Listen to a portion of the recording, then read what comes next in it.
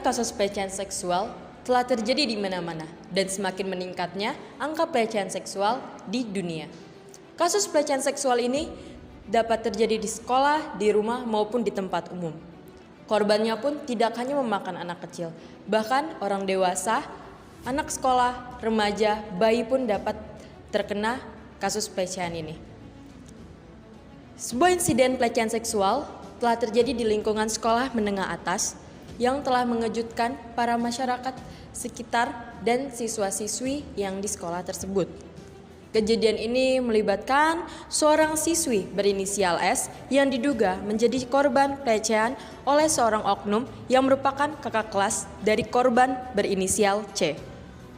Terdapat sebuah bukti konkret, yakni cuplikan video yang diambil dari CCTV sekolah. Berikut kita tayangkan videonya. Dapat dilihat dari rekaman CCTV yang dimana pelaku sudah membuntuti korban dan tak lama setelah itu menyudutkan korban di dekat toilet umum.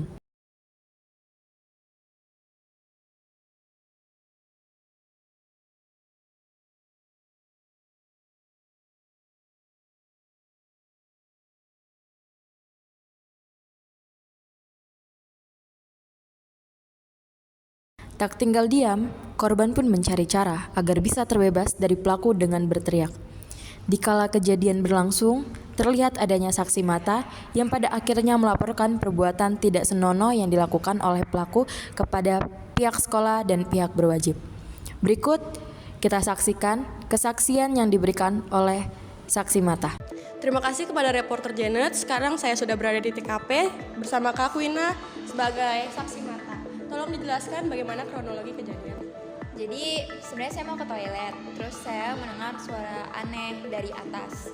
Terus pas saya naik, saya melihat ada kakak kelas yang berinisial C ini lagi mencoba untuk berciuman dengan inisial S, yaitu teman kelas saya sendiri.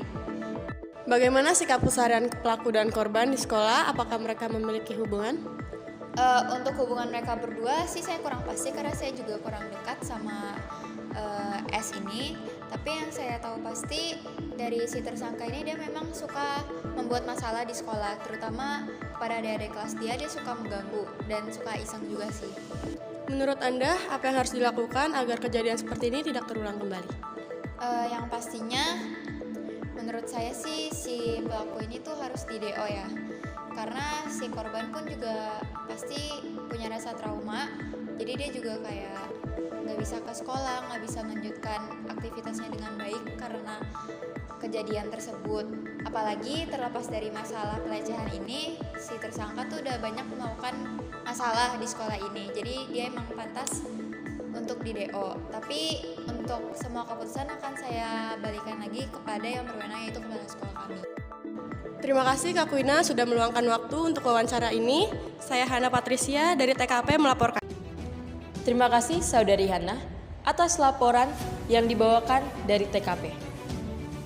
Kasus ini pun masih dalam penyelidikan lebih lanjut.